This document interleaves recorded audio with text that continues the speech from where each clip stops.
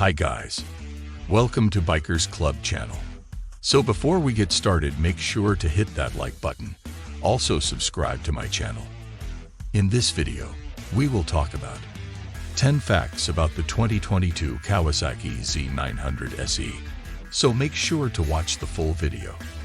We're spoiled for riches in the naked upright sport bike class, with every shape, size, and shade of riding represented in the segment.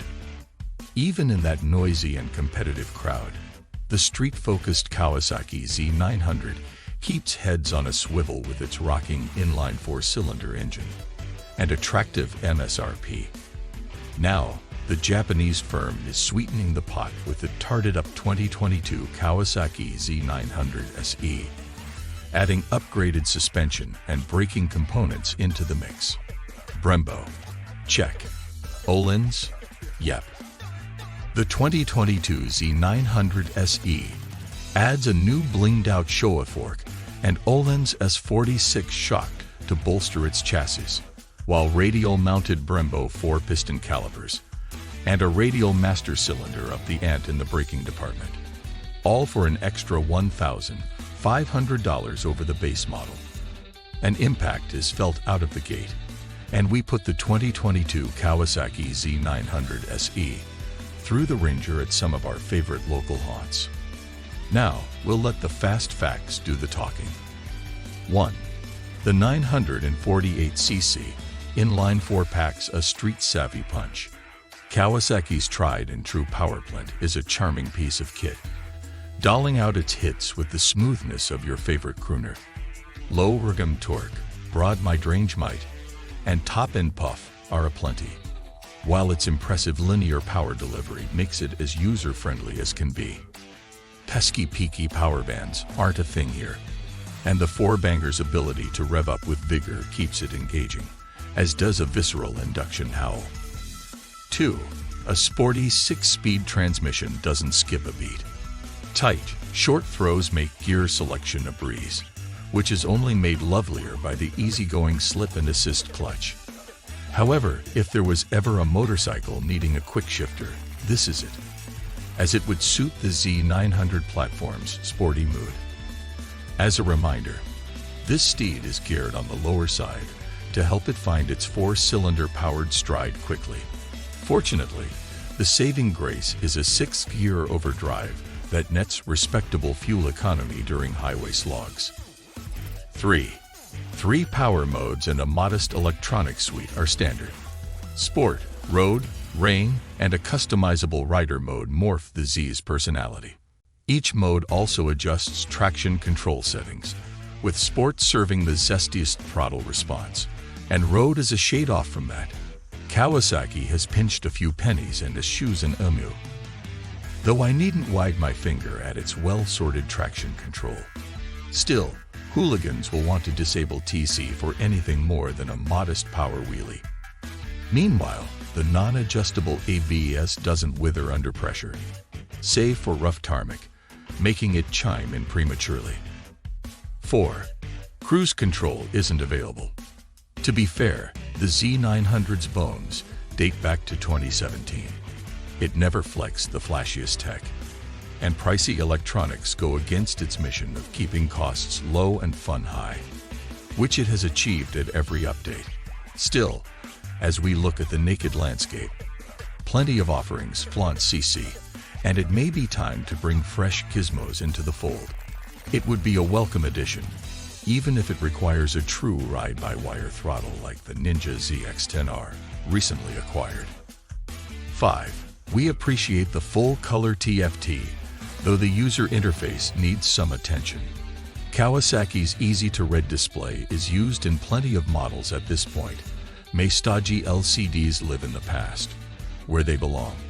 However, the lack of input indicators or feedback from the menu makes exploration a mysterious task. 2022 Kawasaki Z900 SE owners will surely learn what makes it tick, while those unfamiliar are often left with an eyebrow raised and an owner's manual referenced. 6. A Showa and Öhlins duo improves the riding experience across the board. Upgrading the suspenders at each end has done wonders for this steel trellis chassis. highlighting the finer points of its stable handling. Now, the Z900 holds its line with a steely-eyed steadiness, even if its hefty 468 pounds requires a little more steering input than competitors. Riders have the confidence to absolutely bully it around the curves thanks to the more supportive setup. And Keihin didn't compromise its outright comfort in the name of performance. While I appreciate the shock's remote spring-preload adjuster, the shock doesn't feature compression damping adjustment. Luckily, the Öhlins isn't lacking in that department for me. 7. Brembo M4.32 calipers and a radial master cylinder bring the stopping power. Replacing the old-school axial hardware found on the base, it is proper sport bike componentry. The venerable M4s are not the latest and greatest from Brembo, yet the improvement over the standard Z900 is clear. Initial bite is stronger than before, with the added benefit of enhanced feel. That goes a long way whether you're trail braking in the canyons or trawling parking lots, bringing it up to snuff with the comparable naked machines. Also, the SE ditches the pedal-style rotors. 8. Dunlop Sportmax Roadsport 2 tires return. Nothing has changed on the tire front, and Dunlop's Roadsport rubber aims to balance grip and mileage. Sportier options are in the Dunlop family, though rubber of this ilk fits the Z900's extensive job description. 9. A standard UJM, Universal Japanese Motorcycle, seating position awaits. While the Sugami looks are certainly futuristic, the seating position harkens back to Japanese sport bikes of yesterday. With the rider neatly tucked in the chassis behind its 4.5-gallon fuel tank and backswept handlebars. The Z900 SE's 31.5-inch seat height is also welcoming, particularly for those with shorter inseams. However, the trade-off is a tighter seat-to-peg ratio that leggier customers might find a bit cramped. An inch taller seat is optional for those looking to reduce knee bend. My 5'10" frame is on the can nestle into the Z900 and isn't worse for wear. 10. The 2022 Kawasaki Z900 SE strengthens the foundation of a solid platform. Shelling out extra coin on an up-spec model raises one question: is it worth it?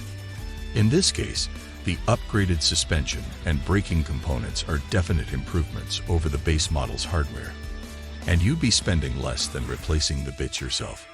While it has crept into the 10K mark, the Z900 SE still stands firm on its original promise to deliver sporting simplicity, with credit going to the fun-loving 4-cylinder engine and freshly embellished chassis.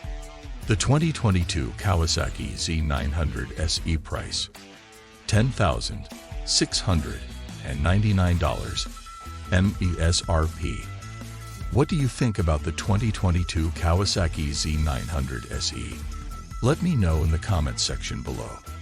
If you enjoyed this video, make sure to hit that like button. Also subscribe to my channel before you go.